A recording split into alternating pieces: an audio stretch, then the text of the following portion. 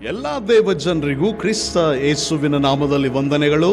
ಪ್ರಿಯ ದೇವ ಮಕ್ಕಳೇ, ಹೇಗಿದ್ದೀರಿ? ನಾನು ನಂಬ್ತೇನೆ ದೇವರು ನಿಮ್ಮನ್ನು ಉತ್ತಮವಾಗಿ ಇಟ್ಟಿದ್ದಾನೆಂಬುದಾಗಿ. ನಾನು ಕ್ರಿಸ್ತನಲ್ಲಿ ಸೇವಕ ಪ್ರಸನ್ನ ಕುಮಾರ್.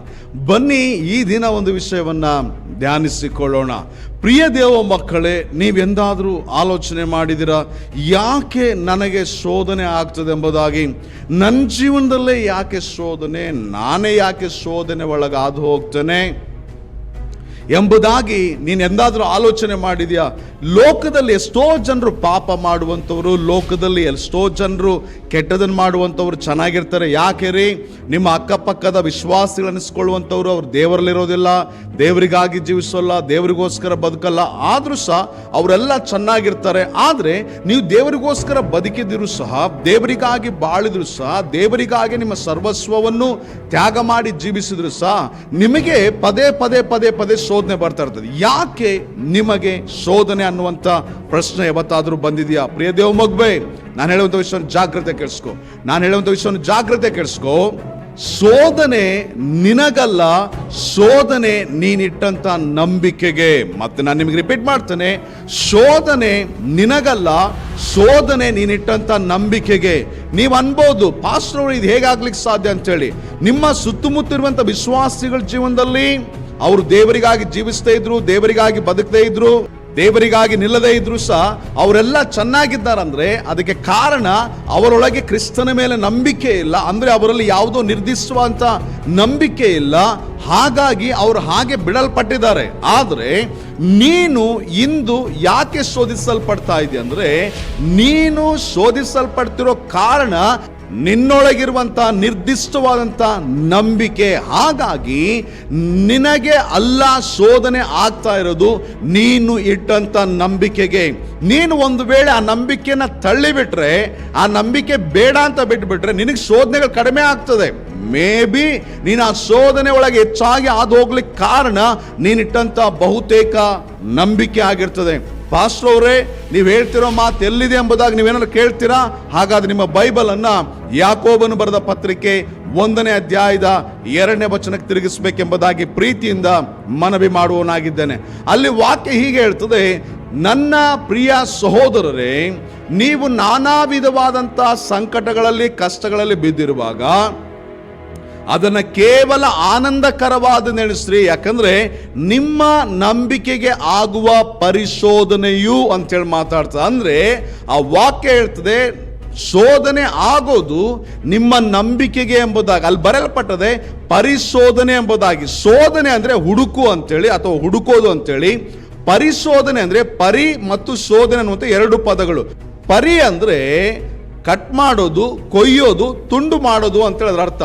ಶೋಧನೆ ಅಂದ್ರೆ ಹುಡುಕೋದು ಅಂತ ಹೇಳಿದ್ರ ಅರ್ಥ. ಪರಿಶೋಧನೆ ಅಂದ್ರೆ ಕೊಯ್ದು, ಕಟ್ ಮಾಡಿ, ತುಂಡು ಮಾಡಿ ಹುಡುಕೋದು ಅಂತ ಹೇಳಿದ್ರ ಅರ್ಥ. ಈಗ ನಾ ಹೇಳೋದು ಜಾಗ್ರತೆ ಕೇಳಿಸ್ಕೊಳ್ರಿ. ನಿಮ್ ಜೀವನದಲ್ಲಿ ಯಾವತ್ತಾದ್ರೂ ಈ ರೀತಿಯಂತ ಅನುಭವಕ್ಕೆ ಹೋಗಿದ್ದೀರಾ? ನೀವು ಬಹಳಷ್ಟು ಕಷ್ಟಗಳಲ್ಲಿ, ಬಹಳಷ್ಟು ಹೋರಾಟಗಳಲ್ಲಿ, ಬಹಳಷ್ಟು ಶೋಧನೆಗಳಲ್ಲಿ ಹಾದು ಹೋದಂತ ಅನುಭವದಲ್ಲಿ ನೀವು ಯಾವತ್ತಾದ್ರೂ ಹಾದು ಹೋಗಿದ್ದೀರಾ? ಪ್ರಿಯ ದೇವ ಮಗುವೆ, ಆ ಶೋಧನೆ ಹೇಗಿರುತ್ತೆ ಅಂದ್ರೆ, ನೀನ್ ಏನ್ ನಂಬಿರ್ತೀಯೋ ಅದಕ್ಕೆ ವಿರುದ್ಧವಾದ್ದು ಬಂದಿರ್ತದೆ. ನೀನ್ ಏನ್ ನಂಬಿರ್ತೀಯೋ ನಿನಗೆ ವಿರುದ್ಧವಾದ್ದು ನಿನಗೆ ಬಂದಿರ್ತದೆ. ಉದಾಹರಣೆಗೆ ನಿಮಗೆ ಅರ್ಥ ಆಗೋ ರೀತಿಯಲ್ಲಿ ಹೇಳ್ತೇನೆ. ನೀವು ದೇವರು ಇದ್ದಾನೆ ಅಂತ ನೀವು ನಂಬಿದ್ರಿ ಅಂತ ಇಟ್ಕೊಳ್ರಿ. ನನ್ನೊಟ್ಟಿಗೆ ದೇವರು ಇದ್ದಾನೆ ಅಂತ ನೀವು ನಂಬಿದ್ರೆ, ದೇವರು ಇಲ್ಲ ಅನ್ನುವಂಥ ವಿಷಯದಲ್ಲಿ ನಿಮಗೆ ನಂಬಿಸೋದಕ್ಕೋಸ್ಕರ ಸೈತಾನು ಎಲ್ಲಾ ವಿಧದ ಶೋಧನೆಗಳು ತಂದು ಹಾಕ್ಬಿಡ್ತಾನೆ. ಆ ಶೋಧನೆಗಳು ಮುಗಿಸೋದ್ರೊಳಗೆ, ಆ ಶೋಧನೆಗಳು ಮುಗಿಯೋದ್ರೊಳಗೆ ನಿಮಗೆ ಅನಿಸ್ಬಿಡ್ತದೆ, ಇಷ್ಟೊಂದು ಶೋಧನೆ ಒಳಗೆ ಹಾದು ಹೋಗ್ತಾ ಇದ್ದಾನೆ, ದೇವರು ನನ್ನ ಸಂಗಡ ಇದ್ನೋ ಇಲ್ವೋ, ಇದಾನೋ ಇಲ್ವೋ ಅಂತೇಳಿ ನಾವೇ ಡೌಟ್ ಪಟ್ಬಿಡ್ತೇವೆ. ಆದ್ರೆ ಶೋಧನೆಗೆ ಮೊದಲು ನಾವು ದೇವರಿದ್ದ ನನ್ನ ಸಂಗಡ ಅಂತೇಳಿ ನಾವು ನಂಬ್ತಿದ್ವಿ. ಆದ್ರೆ ಶೋಧನೆ ತರುವಾಯ, ಶೋಧನೆ ಆಗ್ತಿರುವಾಗಲೇ ದೇವರಿದ್ರೆ ನಮಗೆ ಇದೆಲ್ಲ ಆಗ್ತದ ಅನ್ನುವಂಥ ಪ್ರಶ್ನೆಗೆ ಬಂದು ನಾವು ನಿಂತ್ಕೊಂಡ್ಬಿಡ್ತೀವಿ. ಯಾಕಂದ್ರೆ ಜಾಗ್ರತೆ ಕೇಳಿಸ್ಕೊಳ್ರಿ, ನೀವು ನಂಬಿದ್ದನ್ನ ನಿಮ್ಮ ಹೃದಯದಲ್ಲಿ ಖಾತರಿ ಪಡಿಸ್ಕೊಳ್ಬೇಕು, ದೃಢಪಡಿಸ್ಕೊಳ್ಬೇಕಂತೇಳಿ ದೇವರೇನ್ ಮಾಡ್ತಾರಪ್ಪ ಅಂದ್ರೆ ನಿಮ್ಮನ್ನ ಶೋಧನೆಗೆ ಸಾಗಿಸ್ತಾರೆ. ಆದ್ರೆ ಸೈತಾನ ಏನ್ ಮಾಡ್ತಾನೆ ಅಂದ್ರೆ, ಎಷ್ಟೆಲ್ಲ ಸಾಧ್ಯ ಆಗ್ತದೋ ನೀವು ನಂಬಿದ ನಂಬಿಕೆಯಿಂದ ಹೊರ ಬರ್ಬೇಕಂತೇಳಿ ಎಲ್ಲಾ ರೀತಿಯ ಶೋಧನೆಗಳನ್ನ ತಂದು ನಿಮ್ ಜೀವನದಲ್ಲಿ ಹಾಕ್ಬಿಡ್ತಾನೆ. ಇನ್ನೂ ನಿಮಗೆ ಅರ್ಥ ಆಗೋ ರೀತಿಯಲ್ಲಿ ಹೇಳ್ಬೇಕಪ್ಪ ಅಂದ್ರೆ, ನೀವು ದೇವರು ಎಲ್ಲವುಗಳಿಂದ ಬಿಡಿಸ್ತಾನೆ ಅಂತೇಳಿ ನಂಬಿದ್ದೀರ ಅಂತ ಇಟ್ಕೊಳ್ಳೋಣ. ನಾ ಹೇಳೋ ಜಾಗ್ರತೆ ಕೇಳಿಸ್ಕೊಳ್ರಿ. ದೇವರು ಎಲ್ಲವುಗಳಿಂದ ಬಿಡಿಸ್ತಾನೆ ಅಂತೇಳಿ ನಾವು ನಂಬಿದ್ವಿ ಅಂತ ತಿಳ್ಕೊಳ್ಳೋಣ. ಆದ್ರೆ ಜಾಗ್ರತೆ ಕೇಳಿಸ್ಕೊಳ್ರಿ, ನಾವು ಯಾವನ್ನ ಬಿಡುಗಡೆ ಆಗ್ಬೇಕು, ಯಾವುದನ್ನ ಬಿಡುಗಡೆ ಹೊಂದಲ್ಪಡಬೇಕು, ಯಾವುದರಿಂದ ಬಿಡಿಸಲ್ಪಡಬೇಕು ಅಂತೇಳಿ ನಾವು ಮುಂದೆ ನೋಡ್ತಿರ್ತೀವೋ ಅವು ನಮ್ಮನ್ನ ಬಿಟ್ಟು ಕದಲದ ಹಾಗೆ ಸೈತಾನ್ ಭದ್ರವಾಗಿ ಅವು ನಿಲ್ಲಿಸ್ಬಿಡ್ತಾನೆ. ದೇವ್ರೇನ್ ಮಾಡ್ತಾ ಇರ್ತಾರೆ, ನೀನ್ ಈಗಲೂ ನಂಬಿಕೆ ಇಡ್ತೀಯೋ ಇಲ್ವ ಅಂತೇಳಿ ಚೆಕ್ ಮಾಡ್ತಾ ಇರ್ತಾರೆ. ಸೈತಾನೇನೋ ನೀನ್ ನಂಬಿದ್ದಿ ಏನಂತೇಳಿ ಬಿಡುಗಡೆ ಆಗ್ತಂತ ನೀನ್ ನಂಬಿದ್ದಿ, ಹಾಗಾಗಿ ಅವು ಹೋಗೋದ್ ರೀತಿ ನಾನು ತಡೆ ಹಿಡಿದು ನಿಲ್ಲಿಸ್ತೀನಿ ಅಂತೇಳಿ ಸೈತಾನ್ ಕೆಲಸ ಮಾಡ್ತಾ ಇದ್ರೆ, ದೇವ್ರು ಹೇಳ್ತಾನೆ ಅದು ಹೋಗ್ಲಿಲ್ಲ ಅಂತೇಳಿ ನೀನ್ ನಂಬ್ತೀಯೋ, ನಾನು ತೆಗ್ದು ಹಾಕ್ತೀನಿ ಅಂತ ನೀನ್ ನಂಬ್ತೀಯೋ ಅಂತೇಳಿ ನಿನ್ನ ಕಡೆ ನೋಡ್ಕೊಂಡು ನಿನ್ನೊಳಗಿರುವಂತ ನಂಬಿಕೆಯನ್ನ ದೇವ್ರು ಹುಡುಕ್ತಾ ಇರ್ತಾನೆ.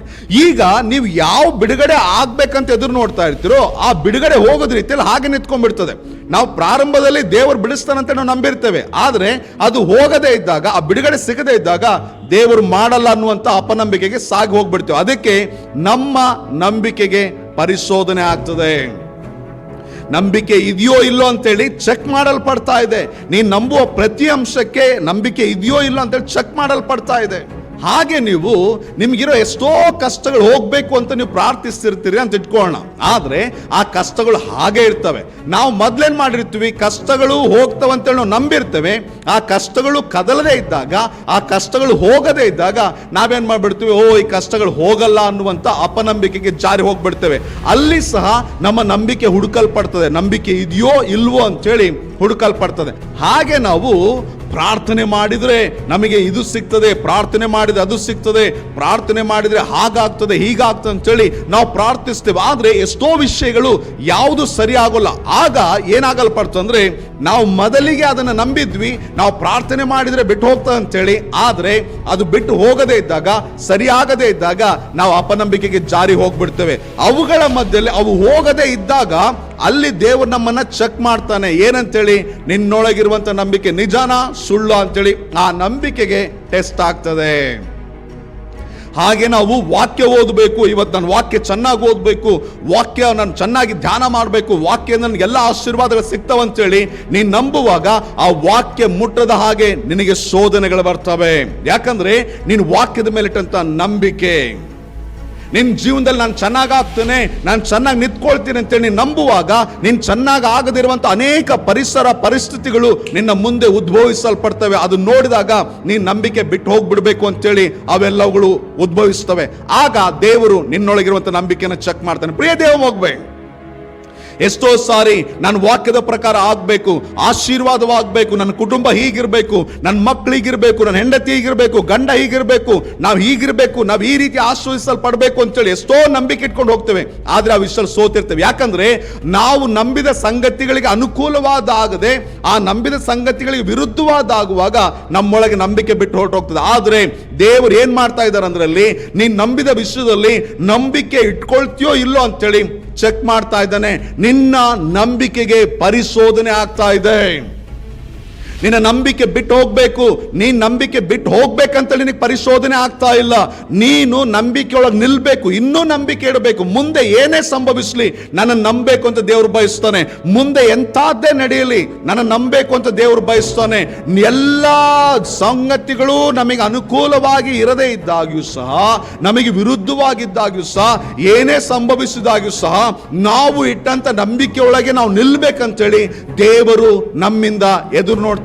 ಆದ್ರೆ ನಾವೇನ್ ಮಾಡ್ತೇವೆ, ಪ್ರಾರಂಭದಲ್ಲಿ ನಂಬಿಕೆ ಇಡ್ತೇವೆ, ಒಂದು ಸಮಸ್ಯೆ ಬಂದ ತಕ್ಷಣ ನಾವು ಅಪನಂಬಿಕೆಗೆ ಜಾರಿ ಹೋಗ್ಬಿಡ್ತೇವೆ.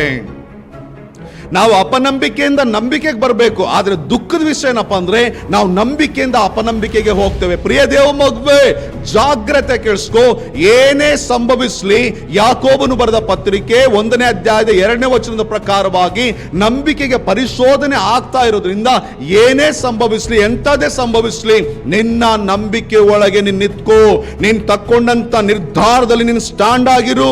ನೀನ್ ತಕ್ಕೊಂಡಂತ ನಿರ್ಧಾರಗಳು, ನೀನಿಟ್ಟಂತ ನಂಬಿಕೆಯಲ್ಲಿ ದೃಢವಾಗಿ ನಿಂತ್ಕೋ. ಯಾರು ಬರ್ಲಿ ಯಾರು ಹೋಗ್ಲಿ, ಶೋಧನೆಗಳು ಬರಲಿ, ಶೋಧನೆಗಳು ಬರದೇ ಇರಲಿ, ಆಶೀರ್ವಾದ ಇರಲಿ, ಆಶೀರ್ವಾದ ಇಲ್ಲದೆ ಹೋಗ್ಲಿ, ಏನ್ ಬೇಕಾದ್ರೂ ಸಂಭವಿಸ್ಲಿ, ಆದ್ರೆ ನೀನ್ ನಂಬಿದ ನಂಬಿಕೆಯೊಳಗೆ ನೀನ್ ನಿಂತ್ಕೋ. ಯಾಕಂದ್ರೆ ದೇವರು ನಿನ್ನನ್ನ ಶೋಧನೆಗೆ ಅನುಮತಿ ಕೊಟ್ಟಿದ್ದಾನೆ. ನೀನು ಶೋಧಿಸಲ್ಪಡ್ತಾ ಇದ್ದಿ. ಹಾಗಾಗಿ ನೀನು ತೆಗೆದುಕೊಂಡಂತ ನಂಬಿಕೆಗೆ ವಿರುದ್ಧವಾದ್ದು ಏನ್ ಬೇಕಾದ್ರೂ ನಡೆಯಲಿ, ನೀನ್ ಯಾರೋ ಚೆನ್ನಾಗಾಗ್ಬೇಕಂತ ನೀನು ನಂಬಿಕೆ ಇಟ್ಟಾಗ ಅವ್ರು ನಿನಗೆ ವಿರುದ್ಧವಾಗಿ ಆಗ್ಲಿ, ನೀನು ಚೆನ್ನಾಗಾಗ್ತೀನಿ ಅಂತ ನಂಬಿಕೆ ಇಟ್ಟಾಗ ಅದಕ್ಕೆ ವಿರುದ್ಧವಾದ ನಡೆಯಲಿ, ನಿನಗೆ ಆಶೀರ್ವಾದ ಬರ್ತಂತೇಳಿ ನೀನು ನಂಬಿದಾಗ ಅದಕ್ಕೆ ವಿರುದ್ಧವಾದ ನಡೆಯಲಿ, ನೀನು ಭಯಭಕ್ತಿಯಲ್ಲಿ ನಡೀತೀನಂದಾಗ ಅದಕ್ಕೆ ವಿರುದ್ಧವಾದ ನಡೆಯಲಿ, ಪಾಪ ಬಿಟ್ಟು ಜೀವಿಸ್ತೀನಂದಾಗ ಪಾಪವೇ ನಿನಗೆ ವಿರುದ್ಧವಾಗಿ ಬರಲಿ. ಕೇಳಿಸ್ಕೊಳ್ರಿ, ಜಾಗ್ರತೆ ಕೇಳಿಸ್ಕೊಳ್ರಿ. ಏನು ಬೇಕಾದ್ರೂ ಸಂಭವಿಸ್ಲಿ, ಆದ್ರೆ ನಿನ್ನ ನಂಬಿಕೆ ಮಾತ್ರ ಬಿಡಬೇಡ. ಯಾಕಂದ್ರೆ ನಿನ್ನ ನಂಬಿಕೆಗೆ ಅಲ್ಲಿ ಪರಿಶೋಧನೆ ಆಗ್ತಾ ಇದೆ. ಆ ಪರಿಶೋಧನೆ ಒಳಗೆ ನೀನು ಇನ್ನೂ ಉತ್ತಮ ಆಗ್ಬೇಕು, ನೀನು ಇನ್ನೂ ಶ್ರೇಷ್ಠ ಆಗ್ಬೇಕು, ಇನ್ನೂ ಮಹಿಮೆಯಾಗಿ ನಿಂತ್ಕೊಳ್ಬೇಕು. ಆದ್ರೆ ಅಪನಂಬಿಕೆ ಎಂಬ ಹೊಲಸಿಗೆ ಜಾರಿ ಹೋಗ್ಬೇಡ. ಪ್ರಿಯ ದೇವ ಮಗುವೆ, ನಂಬಿಕೆಯೊಳಗೆ ನಿಂತ್ಕೋ. ಶೋಧನೆ ಏನು ಅಲ್ಲ, ಹೇಳು, ನನ್ನ ದೇವರೇ ನಾನು ನಿನಗಾಗಿ ನಿಂತ್ಕೊಳ್ತೇನೆ, ನನ್ನ ಪ್ರಾಣ ಹೋಗುವಾಗಲೂ ಸಹ ನಾನು ನಿನಗಾಗಿ ನಿಂತ್ಕೊಳ್ತೇನೆ ಅಂತೇಳಿ ದೇವರ ಮುಂದೆ ಅರಿಕೆ ಮಾಡ್ರಿ. ನನ್ನ ಜೀವನದಲ್ಲಿ ನಾನೊಂದು ನಿರ್ಧಾರ ತಗೊಂಡಿದ್ದೇನೆ. ಯಾರು ನನ್ನ ಹತ್ರ ಇರಲಿ, ಯಾರು ನನ್ನ ಹತ್ರ ಇಲ್ಲದೆ ಹೋಗ್ಲಿ, ಆಶೀರ್ವಾದ ಇರಲಿ, ಆಶೀರ್ವಾದ ಇಲ್ಲದೆ ಹೋಗ್ಲಿ, ಏನ್ ಬೇಕಾದ್ರೂ ಆಗ್ಲಿ, ನಾನು ಇಟ್ಟಂತ ನಂಬಿಕೆ ನನ್ನ ದೇವರನ್ನ ಎಂದಿಗೂ ಸಹ ಬಿಡೋಲ್ಲ ಅಂತೇಳಿ ನಾನು ದೇವರ ಮುಂದೆ ಪ್ರಮಾಣವನ್ನು ಮಾಡುವವನಾಗಿದ್ದೇನೆ. ಪ್ರಿಯ ದೇವ ಮಗುವೆ, ನೀವು ಸಹ ದೇವರಿಗಾಗಿ ನಿಲ್ರಿ. ಏನ್ ಬೇಕಾದ್ರೂ ಸಂಭವಿಸ್ಲಿ, ಏನ್ ಬೇಕಾದ್ರೂ ಸಂಭವಿಸ್ಲಿ, ನಿಮ್ಮ ನಂಬಿಕೆಯನ್ನ ಬಿಡಲೇಬೇಡ್ರಿ. ನಿಮ್ಮ ನಂಬಿಕೆ ಒಂದಿನ ಸನ್ಮಾನಿಸಲ್ಪಡ್ತದೆ. ನಿಮ್ಮ ನಂಬಿಕೆ ಒಂದಿನ ಬಹು ಮಹಿಮೆ ಉಳ್ಳದ್ದಾಗಿ ಎತ್ತಲ್ಪಡ್ತದೆ. ಬಹು ಶ್ರೇಷ್ಠವಾದ ಸಿಂಹಾಸನದಲ್ಲಿ ನಿಮ್ಮನ್ನ ಕೂರಿಸುವಂತದ್ದಾಗಿದೆ. ಇದನ್ನ ಮಾತ್ರ ನೀವು ಮರಿಲೇಬೇಡ್ರಿ. ಬನ್ನಿ ಪ್ರಾರ್ಥನೆ ಮಾಡಿಕೊಳ್ಳೋಣ. ಪ್ರೀತಿ ಉಳ್ಳ ದೇವರೇ, ಯಾರೆಲ್ಲ ನಿನ್ನ ಮಕ್ಕಳು ನಂಬಿಕೆ ವಿಷಯದಲ್ಲಿ ಶೋಧಿಸಲ್ಪಡ್ತಾ ಇದ್ದಾರೋ ಆ ಮಕ್ಕಳನ್ನ ಸಂಧಿಸು.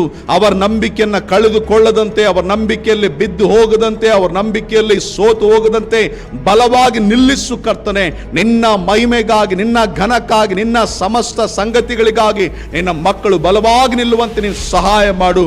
ಆಶೀರ್ವದಿಸು, ಕೃಪೆ ತೋರು. ಎಲ್ಲವೂ ನಿನ್ನ ಪಾಸದಲ್ಲಿ ಅರ್ಪಿಸಿಕೊಡ್ತಾ ಯೇಸು ಕರ್ತನ ಹೆಸರಿನಲ್ಲಿ ಬೇಡ್ತೇವೆ ಪರಲೋಕದ ತಂದೆ. ಆಮೇನ್, ಆಮೇನ್, ಆಮೇನ್. ಎಲ್ಲರಿಗೂ ಪ್ರೈಸ್ ದಿ ಲಾರ್ಡ್. ದೇವರು ನಿಮ್ಮನ್ನು ಆಶೀರ್ವದಿಸಲಿ.